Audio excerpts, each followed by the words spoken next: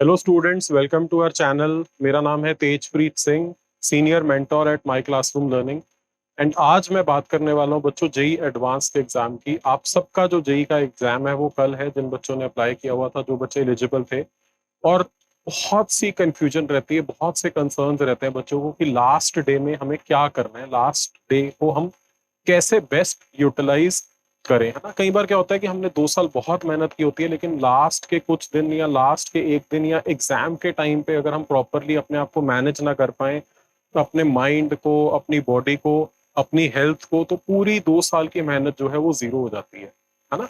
तो आज हम इसी के बारे में बात करने वाले हैं, लेकिन इससे पहले अगर कोई भी ऐसे स्टूडेंट्स हैं जिन्होंने हमारे चैनल को लाइक नहीं किया, सब्सक्राइब नहीं किया और बेल बटन को प्रेस नहीं किया अभी तक, तो प्लीज डू इट, ताकि हम इसी तरह की वीडियोस आप लोगों के लिए जो है वो लेके आते रहे, यूजफुल इंफॉर्मेशन आप सभी बच्चों के लिए। ठीक है।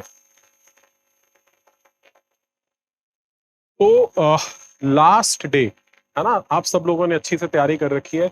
हम बात करेंगे कि क्या चीजें करनी चाहिए, क्या चीजें नहीं करनी चाहिए। तो सबसे पहले बात करते हैं बच्चों, एग्जाम से पिछले दिन हमें क्या करना है।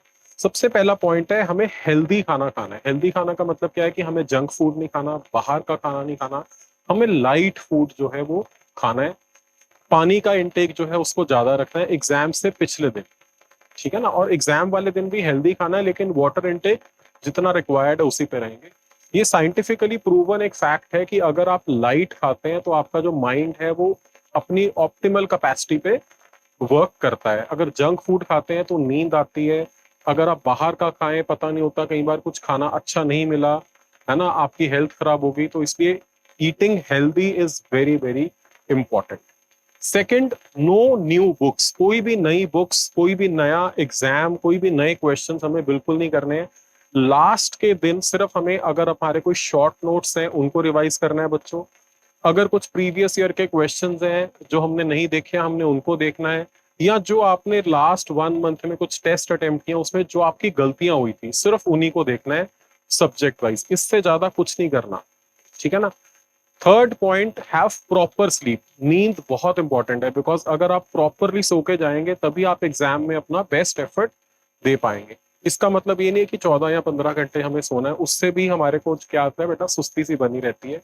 तो हमारे को जो नॉर्मल 7 to 8 आवर्स, 9 आवर्स की जो स्लीप है वो लेकर के जानी है एग्जाम से पिछले दिन। और रात को स्पेशली कोशिश करनी है कि इकट्ठे एटलीस्ट 7 to 8 आवर्स की हम लोग स्लीप ले। And having a sound sleep is very very important, ठीक है।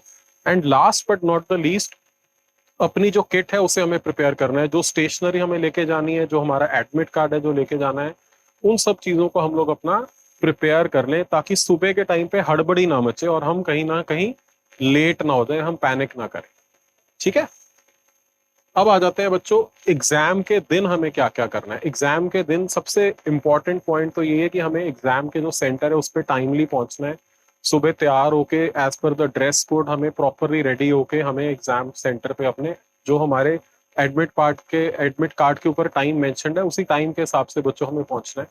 एग्जाम के अंदर जब हम एक बार पहुंच गए, जब वेरिफिकेशन होगी, कई बार क्या होता है कि ऑन द स्पॉट कोई ऐसी चीज पूछ ली जो आपके पास नहीं है, तो हैव अ पेरेंट और अ सिबलिंग अकम्पनी यू और उनकी ड्यूटी लगा दो। लेकिन आप जो है, आपने पैनिक नहीं करना, आपने बिल्कुल रिलैक्स्ड रहना। अगर कुछ भी सिचुएशन ऐसी आ जाती है तो take a deep breath, refresh and start again, but बिल्कुल भी पैनिक नहीं करना है।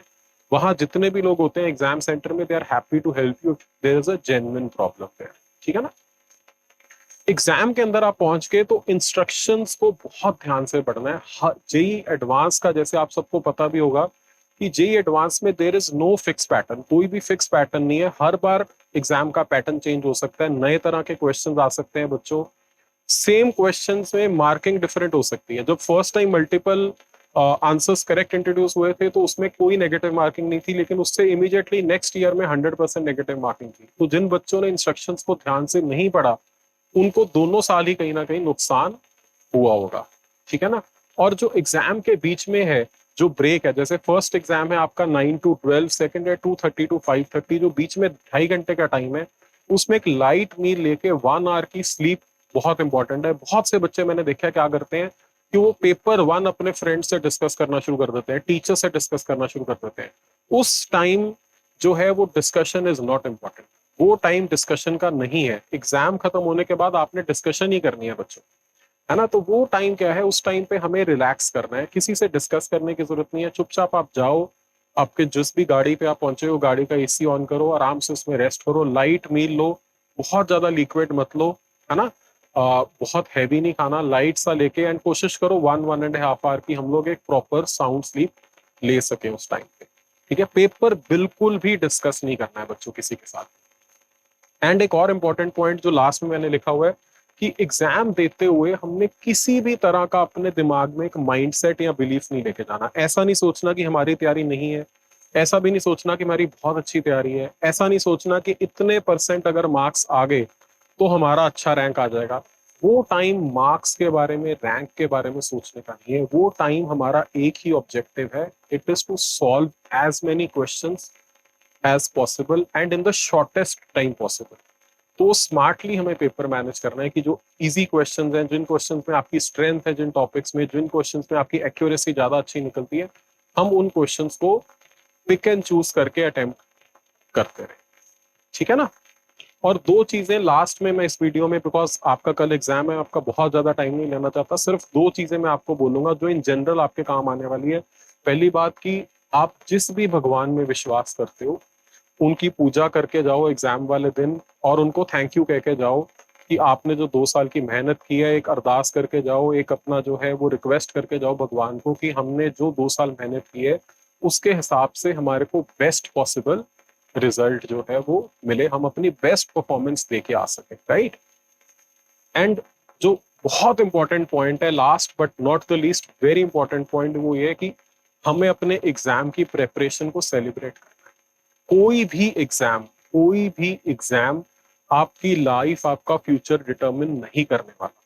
जो बच्चे अच्छा कर देंगे एग्जाम में, जो बच्चे एक अच्छे कॉलेज में चले जाएंगे, उनके लिए सिर्फ लाइफ थोड़ी सी सॉर्टेड होगी कि उनकी सक्सेस की प्रोबेबिलिटी थोड़ी सी हाई होगी। बट जिनका एग्जाम क्रैक हो गया, गारंटी नहीं है कि वो लाइफ में अच्छा करेंगे। एंड सिमिलरली जिन बच्चों का एग्जाम अच्छा नहीं हुआ, ऐसा नहीं है कि वो बच्चे कामयाब नहीं हुए।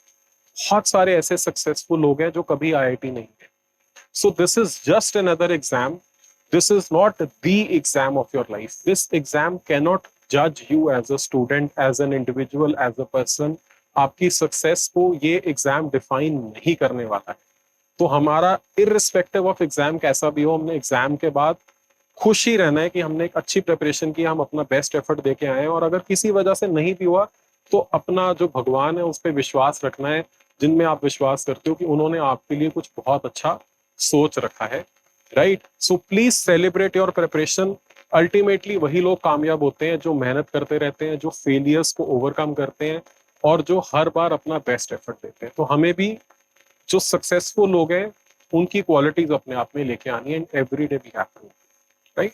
सो best of luck students, I wish you all the best. I pray कि आपकी जो मेहनत है वो रंग लाए और आप अपने ड्रीम कॉलेजेस, ड्रीम ब्रांचेस में पहुंचे। Best of luck guys, thank you so much.